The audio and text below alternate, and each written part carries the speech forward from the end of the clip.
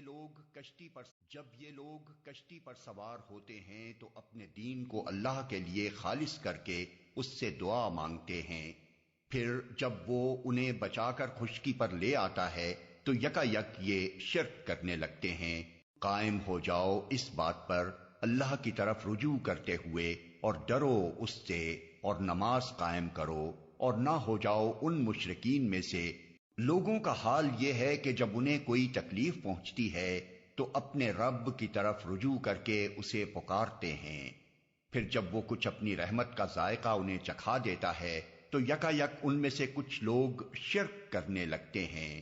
کیا ہم نے کوئی سند اور دلیل ان پر نازل کی ہے جو شہادت دیتی ہو اس شرک کی صداقت پر جو یہ کر رہے ہیں؟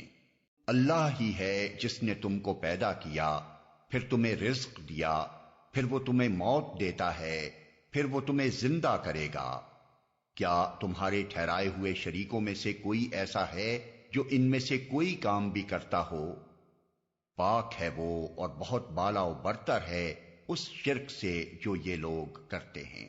اے نبی ان سے کہو زمین میں چل پھر کر دیکھو پہلے گزرے ہوئے لوگوں کا کیا انجام ہو چکا ہے، ان میں سے اکثر مشرک ہی تھے۔ یاد کرو جب لقمان اپنے بیٹے کو نصیحت کر رہا تھا تو اس نے کہا، بیٹا خدا کے ساتھ کسی کو شریک نہ کرنا، حق یہ ہے کہ شرک بہت بڑا ظلم ہے۔ اس بار امانت کو اٹھانے کا لازمی نتیجہ یہ ہے کہ اللہ منافق مردوں اور عورتوں اور مشرک مردوں اور عورتوں کو سزا دے اور مومن مردوں اور عورتوں کی توبہ قبول کرے۔ اللہ درگزر فرمانے والا اور رحیم ہے۔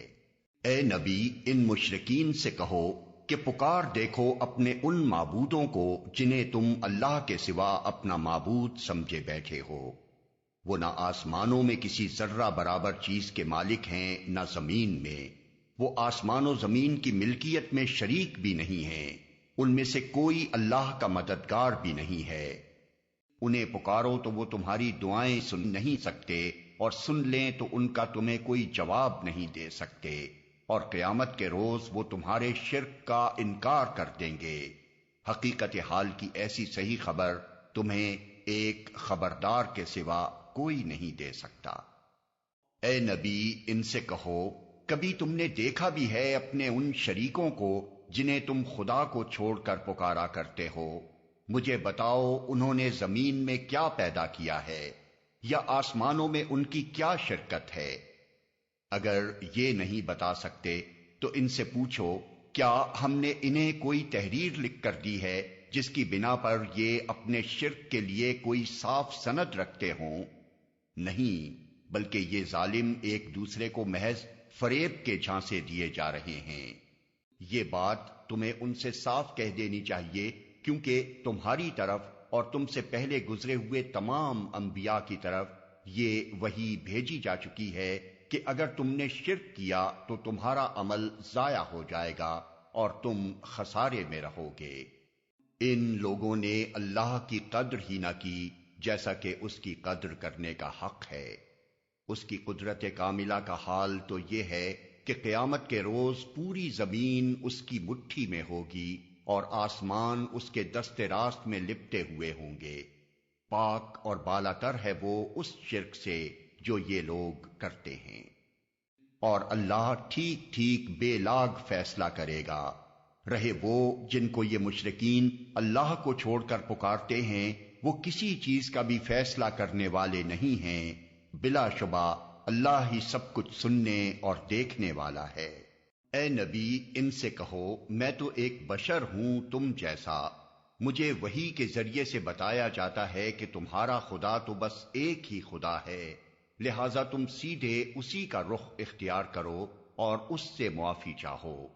تباہی ہے ان مشرکوں کے لیے، اس نے تمہارے لیے دین کا وہی طریقہ مقرر کیا ہے جس کا حکم اس نے نوح کو دیا تھا، اور جسے اے محمد اب تمہاری طرف ہم نے وحی کے ذریعے سے بھیجا ہے، اور جس کی ہدایت ہم ابراہیم اور موسیٰ اور عیسیٰ کو دے چکے ہیں، اس تاکید کے ساتھ کہ قائم کرو اس دین کو اور اس میں متفرق نہ ہو جاؤ۔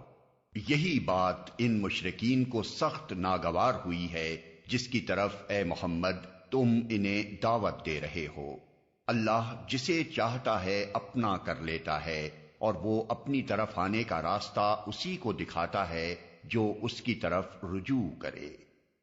اور ان منافق مردوں اور عورتوں اور مشرک مردوں اور عورتوں کو سزا دے جو اللہ کے متعلق برے گمان رکھتے ہیں، برائی کے پھیر میں وہ خود ہی آ گئے ہیں۔ اللہ کا غضب ان پر ہوا اور اس نے ان پر لعنت کی اور ان کے لیے جہنم مہیا کر دی جو بہت ہی برا ٹھکانہ ہے۔ کیا اللہ کے سوا یہ کوئی اور معبود رکھتے ہیں؟ اللہ پاک ہے اس شرک سے جو یہ لوگ کر رہے ہیں۔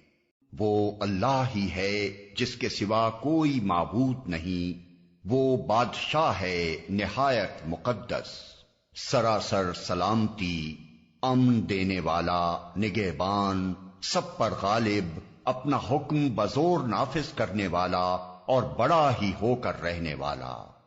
پاک ہے اللہ اس شرک سے جو لوگ کر رہے ہیں۔ وہی تو ہے جس نے اپنے رسول کو ہدایت اور دین حق کے ساتھ بھیجا ہے تاکہ اسے پورے کے پورے دین پر غالب کر دے، خواہ مشرکین کو یہ کتنا ہی ناگوار ہو۔